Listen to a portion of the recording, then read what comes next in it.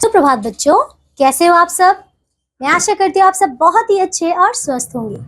तो बच्चों, मैं हूँ आपकी हिंदी की अध्यापिका और आज से मैं आपको पढ़ाऊंगी हिंदी व्याकरण। ठीक है, तो चलिए बच्चों, आइए आज की कक्षा में हम शुरू करने वाले हैं हमारा अध्याय नंबर 1। ठीक है, इसका नाम है भाषा तथा व्याकरण, यानी कि बच्चों लैंग्वेज एंड ग्रामर। ठीक है, तो आइए चलिए हम शुरू करते हैं सबसे पहले भाषा के बारे में। ठीक है, तो देखिए बच्चों, भाषा होती क्या है सबसे पहले ये जानना आवश्यक है। ठीक है, तो देखो बच्चों, यहाँ पे हम इसे शुरू करते हैं। भाषा एक माध्यम है जिसके द्वारा हम अपने मन के विचारों को दूसरों तक प्रकट कर सकते हैं और दूसरों के भावों को, दूसरों के मन के विचारों को हम समझ सकते हैं, है ना। तो देखिए, अगर हमें किसी को कुछ बताना होता है तो क्या करते हैं बताइए, हम या तो कुछ बोलते हैं, कुछ लिखते हैं ना। तो वो जो भी हम वहाँ पे प्रयोग करते हैं वो क्या है, वही तो आपकी भाषा है। ठीक है ना। तो चलिए बच्चों, आइए हम इसके बारे में और जानते हैं। ठीक है, देखिए बच्चों, तो बच्चों अब है देखिए, पढ़िए और समझिए। जब हम किसी को कोई बात कहते हैं तो वह पहले उसे सुनता है, फिर समझता है और तब उसका उत्तर देता है ना बच्चों। तो यही होता है, इस प्रकार भाव एवं विचारों का आदान प्रदान संभव हो पाता है ना बच्चों। चलिए आगे देखिए। अब कभी कभी हम लोग लिखकर और लिखे हुए को पढ़कर भाव एवं विचारों का आदान प्रदान करते हैं। तो देखिए बच्चों, देखो, अगर जैसे मुझे आपको कुछ बताना है तो देखिए मैं क्या कर रही हूँ, पहले मैं कुछ बोल रही हूँ, आप उसे सुन रहे हैं, है ना, और फिर सुनकर समझ रहे हैं, है ना। और इसी प्रकार बच्चों, तभी तो देखिए आप किसी के मन के भावों को या फिर विचारों को समझ पाते हैं ना। कोई बोलता है, उसको पहले आप सुनते हैं अच्छे से, फिर बच्चों आप उसे समझते हैं। ठीक है, अब चलिए देखिए बच्चों, देखिए आपको यहाँ पे एक चित्र दिया गया है जिसमें देखिए एक अध्यापक हैं जो कि देखिए कुछ बच्चों को यहाँ पे पढ़ा रहे हैं। देखिए वो क्या कर रहे हैं, कुछ पढ़ रहे हैं और बच्चे देखिए उन्हें सुन रहे हैं और उनसे सवाल जवाब भी कर रहे हैं। ठीक है, अब आगे देखिए बच्चों, आइए अब हम देखते हैं बच्चों भाषा के रूप। ठीक है, तो इस तरह भाषा के 2 रूप हुए। ठीक है, कौन कौन से, ये है बच्चों मौखिक भाषा और दूसरा है लिखित भाषा। ठीक है, तो चलिए बच्चों अब हम एक एक करके इनको पढ़ेंगे।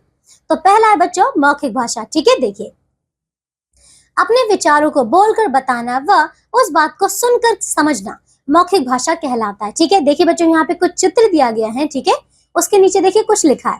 पहला है बच्चों मौखिक भाषा। देखिए कैसे, ये 2 बच्चे हैं और वो क्या कर रहे हैं, आपस में कुछ बातचीत कर रहे हैं ना। तो यानी कि वो अपने मुख के द्वारा जो उनकी ध्वनि उत्पन्न हो रही है, ठीक है, और जो भी वो बात कर रहे हैं ना, मतलब जो भी वो शब्दों का प्रयोग कर रहे हैं वही क्या है, भाषा है। तो बच्चों ये हुआ मौखिक भाषा। ठीक है, अगला देखिए, अब क्या है, ये बच्ची जो है कुछ लिख रही है एक पेपर पर, है ना। तो बच्चों ये देखिए, ये बच्ची कुछ लिख रही है ना, तो ये क्या है, ये है बच्चों लिखित भाषा, है ना। तो चलिए अब आगे देखिए बच्चों, अब हम देखते हैं हमारा लिखित भाषा। ठीक है, दूसरा भाग देखिए, अपने विचारों को लिखकर बताना व उस बात को पढ़कर समझना लिखित भाषा कहलाता है। ठीक है, देखिए भाषा के इन 2 प्रमुख रूपों के अतिरिक्त कुछ लोग सांकेतिक भाषा का प्रयोग भी करते हैं। ठीक है, इसके लिए कुछ संकेतों, चिन्हों, ठीक है, या अस्पष्ट ध्वनियों का प्रयोग किया जाता है। जैसे कि देखिए, यातायात पुलिस द्वारा वाहनों को रोकने या चलने के लिए संकेत करना, है ना। ये बच्चों आपने अक्सर देखा होगा, है ना, ये बच्चों आपने अक्सर देखा होगा, है ना। अब आगे देखो, किसी को चुप रहने के लिए मुंह पर उंगली रखना आदि। तो देखिए बच्चों, ये सारे कुछ आपके संकेत हैं ना। तो देखिए हम संकेतों के द्वारा, यानी कि बच्चों बिना लिखे, बिना बोले हम हमारी बातों को दूसरे तक पहुंचा सकते हैं ना। तो इस प्रकार की भाषा भी हम प्रयोग करते हैं ना।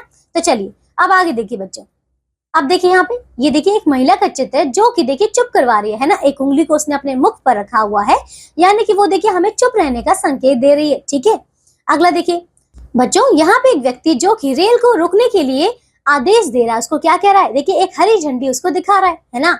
यानी कि बच्चों उसे अब क्या करना है, रुकना है। ठीक है, चलिए अब आगे देखिए, परंतु सांकेतिक भाषा को हम भाषा नहीं कह सकते क्योंकि इसके द्वारा संपूर्ण भाव एवं विचारों को भली भांति स्पष्ट करना असंभव है ना बच्चों। क्योंकि देखिए हम अगर किसी को इशारे से कुछ भी समझाएंगे तो देखिए हम उसकी बात को शायद बहुत अच्छी तरीके से नहीं समझ पाएंगे, है ना। तो ऐसा कई बार होता है, इसीलिए तो हमें बच्चों भाषा का मतलब मौखिक और लिखित रूप को ही प्रयोग करना पड़ता है। ठीक है ना। चलिए अब देखिए, संसार में अनेक प्रकार की भाषाएं बोली जाती हैं, जैसे कि बच्चों देखिए अंग्रेजी, चीनी, जर्मन, जापानी, तुर्की, रूसी, अरबी, उर्दू, फ्रेंच, हिंदी इत्यादि संसार की प्रमुख भाषाएं हैं। ठीक है बच्चों, चलिए अब आगे देखो, संस्कृत विश्व की एक प्राचीन एवं समृद्ध भाषा है। ठीक है, हिंदी सहित भाषा की कुछ प्रमुख भाषाओं को विकास संस्कृत से ही हुआ है। तो देखिए बच्चों, ऐसी कई सारी भाषाएं हैं जो कि जिनका जो विकास हुआ है वो संस्कृत भाषा से ही हुआ है, और जो हमारी संस्कृत भाषा है वो बहुत प्राचीन है। ठीक है, अब आगे देखिए, हिंदी भाषा की राजभाषा है। ठीक है, देखिए अब हिंदी देश के एक बड़े भूभाग में बोली जाती है और अधिकांश लोग उसे समझते भी हैं। विश्व में जितनी भी भाषाएं बोली जाती हैं उनमें हिंदी का तीसरा स्थान है। ठीक है, तो भारतीय संविधान में 22 भारतीय भाषाओं को मान्यता प्रदान की गई है।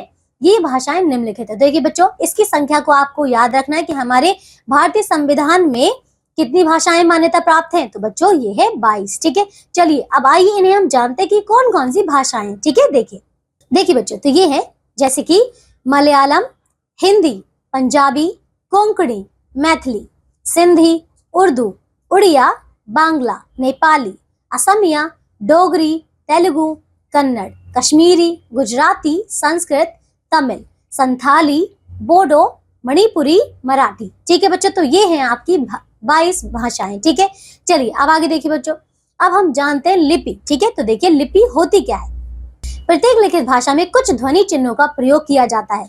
इन चिन्हों को लिखने का ढंग लिपि कहलाता है। तो देखिए बच्चों, हमने जो भी भाषा, जैसे कि हमने मौखिक भाषा प्रयोग की, ठीक है, अब देखिए मौखिक भाषा में देखिए हमारे मुख से कुछ ध्वनियां निकलती हैं, लेकिन जब उन्हीं ध्वनियों को लिखा जाता है तो वही तो आपकी लिपि कहलाती है। ठीक है ना, चलिए अब देखिए बच्चों, आगे किसी भाषा को लिखने का ढंग लिपि कहलाता है। बच्चों समझ आ गया, जो भी आप भाषा बोलते हैं उसको जब आप लिखते हैं तो वो लिखा हुआ रूप जो है वही क्या है, लिपि।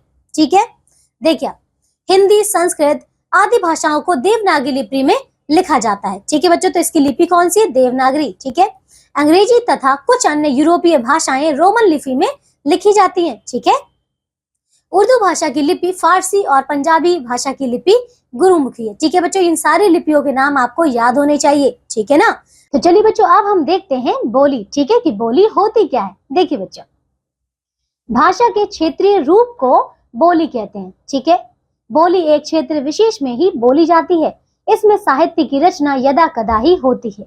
इसका प्रयोग सरकारी कामकाज के रूप में नहीं किया जाता, परंतु स्थानीय जनता में यह लोकप्रिय होती है। तो देखिए बच्चों, यहाँ पे जो बोली है ना, बोली देखिए एक किसी विशेष क्षेत्र में ही बोली जाती है, यानी कि बच्चों हर क्षेत्र की एक अपनी बोली जो है हो सकती है। ठीक है, और इसको हम किसी भी जो हमारे सरकारी कामकाज होते हैं उसमें हम प्रयोग नहीं करते हैं। ठीक है, सिर्फ और सिर्फ आम बोलचाल में ही इसका प्रयोग होता है। ठीक है, अब आगे देखो बच्चों, हरियाणवी, छत्तीसगढ़ी, मगधी, बुंदेली, भोजपुरी, अंगिका, राजस्थानी, कन्नौजी इत्यादि बोलियां हैं। तो देखिए बच्चों, ये आपको देखिए कुछ बोलियां दी गई हैं। ठीक है, और देखिए जैसे कि आपकी हरियाणवी है तो ये हरियाणा में बोली जाती है ना। देखिए बच्चों, तो इसी प्रकार जो है ये आपकी कुछ बोलियां जो कि एक विशेष क्षेत्र में ही बोली जाती हैं। ठीक है, अब आगे देखो, प्रत्येक बोली में लोक गाथाएं एवं लोकगीत प्रचलित होते हैं जो क्षेत्र विशेष में लोकप्रिय होते हैं, है ना बच्चों। तो ऐसे कई सारे गीत जो हैं आपने सुने होंगे। तो आइए बच्चों, अब हम देखते हैं व्याकरण। ठीक है, हमने भाषा को बहुत अच्छे से देख लिया है, अब हम करते हैं व्याकरण के बारे में। ठीक है, देखो, वह शास्त्र जिससे भाषा के शुद्ध स्वरूप की जानकारी मिलती है उसे व्याकरण कहते हैं। ठीक है, तो देखिए बच्चों, जैसे कि हम कभी बोलते हैं या लिखते हैं तो देखिए हमसे कई सारी गलतियां हो जाती है ना, चाहे तो वो मात्राएं हो सकती हैं, वर्ण हो सकते हैं ना, कुछ भी चीजें ऐसी, या फिर शब्द का अर्थ अलग हो सकता है। ठीक है, तो देखिए यही सारी जो है हमें गलतियों को शुद्ध करने के लिए हमें क्या चाहिए, हमें व्याकरण का ज्ञान होना अति आवश्यक है। ठीक है, तो देखिए व्याकरण क्या है, ये एक शास्त्र है जिसके द्वारा क्या होता है, हमारी भाषा को शुद्ध किया जाता है। ठीक है, इसके नियमों के द्वारा। अब आगे देखिए, व्याकरण का शाब्दिक अर्थ है अच्छी तरह से समझना। व्याकरण में भाषा के शुद्ध प्रयोग के नियम वर्णित होते हैं। ठीक है, व्याकरण का सही ज्ञान ना होने पर भाषा प्रयोग में शुद्धता नहीं आ सकती। ठीक है बच्चों, आप समझ पा रहे हैं। ठीक है, अगर आपको भाषा का, व्याकरण का बहुत अच्छे से ज्ञान नहीं होगा तो फिर आप किसी भी भाषा को अच्छे से लिख नहीं पाएंगे और बोल भी नहीं पाएंगे। ठीक है, मतलब उसमें अशुद्धियां काफी होंगी। ठीक है, अब देखिए, इसलिए व्याकरण का ज्ञान बहुत ज्यादा आवश्यक है। ठीक है, चलिए अब आगे देखिए, व्याकरण में वर्ण की प्रकृति, शब्द, पद, वाक्य तथा उनके शुद्ध प्रयोग का ज्ञान कराया जाता है। व्याकरण के 3 प्रमुख भेद होते हैं। देखिए बच्चों, कौन कौन से, तो पहला है वर्ण विचार। ठीक है, देखिए व्याकरण के इस भाग में वर्णों के स्वरूप, आकार, उच्चारण व उत्पत्ति आदि के बारे में बताया जाता है। ठीक है ना। दूसरा देखिए बच्चों, शब्द विचार। देखो, व्याकरण के इस भाग में शब्दों के प्रकार, रूप, बनावट, भेद भेदों के विकार की व्युत्पत्ति आदि के बारे में बताया जाता है। ठीक है, देखिए बच्चों, सबसे पहले हम वर्ण को अच्छे से लिखना, अच्छे से बोलना सीखते हैं। ठीक है, फिर हम वर्णों को मिलाकर हम उनसे शब्द बनाते हैं। ठीक है, और फिर शब्द को भी हम देखिए अच्छे से पढ़ते हैं, समझते हैं, उनके कई सारे भेदों को भी पढ़ते हैं, है ना। अब देखिए बच्चों, तीसरा ये है वाक्य विचार। ठीक है, देखिए व्याकरण के इस भाग में वाक्य रचना, भेद, वाक्य विश्लेषण, वाक्य संश्लेषण, विराम चिन्ह आदि के नियमों की जानकारी दी जाती है। ठीक है, तो देखिए व्याकरण का ज्ञान होने पर भाषा का ठीक एवं प्रभावशाली ढंग से प्रयोग करना आ जाता है। तो बच्चों, आपको समझ पा रहे हैं ना। देखिए, अगर हमें व्याकरण का सही से ज्ञान नहीं होगा तो हम देखिए कई प्रकार की अशुद्धियां करेंगे, है ना। इसीलिए व्याकरण को समझना, सीखना बहुत ही ज्यादा आवश्यक है। ठीक है, अब देखिए बच्चों, अब है आगे साहित्य। ठीक है, देखो किसी भाषा के ज्ञान के संचित कोश को साहित्य कहा जाता है। इसके दो प्रकार हैं, एक है बच्चों गद्य साहित्य और दूसरा बच्चों पद्य साहित्य। ठीक है, तो चलिए बच्चों, देखिए ये अध्याय हमारा पूरा हो चुका है। इसमें हमने भाषा और व्याकरण को बहुत अच्छे तरीके से समझ लिया है ना। तो चलिए बच्चों, आइए अब हम इसे एक बार दोहरा लेते हैं जो भी हमने इस पाठ से सीखा। ठीक है, देखिए बच्चों, भाषा वह साधन है जिसके द्वारा हम अपने भावों व विचारों को दूसरों के समक्ष प्रकट करते हैं। ठीक है, अगला देखिए, भाषा के दो रूप होते हैं, कौन से?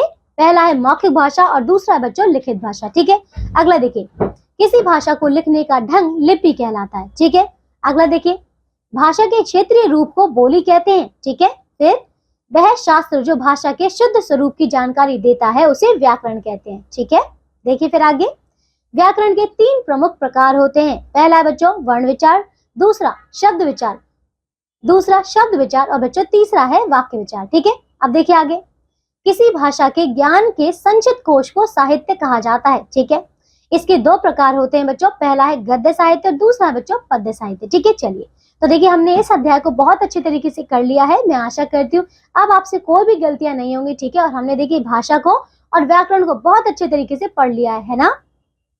तो बच्चों, इसके आगे आपको अभ्यास कार्य दिया गया है, इसमें आपके देखिए कुछ प्रश्न दिए गए हैं, तो इन सभी प्रश्नों को बहुत अच्छे तरीके से आप लोग करिएगा। ठीक है, अब हम मिलते हैं बच्चों एक नई कक्षा में ऐसे ही नए अध्याय के साथ। तब तक के लिए आप सब अपना ध्यान रखिए और बच्चों स्वस्थ रहिए। बाय।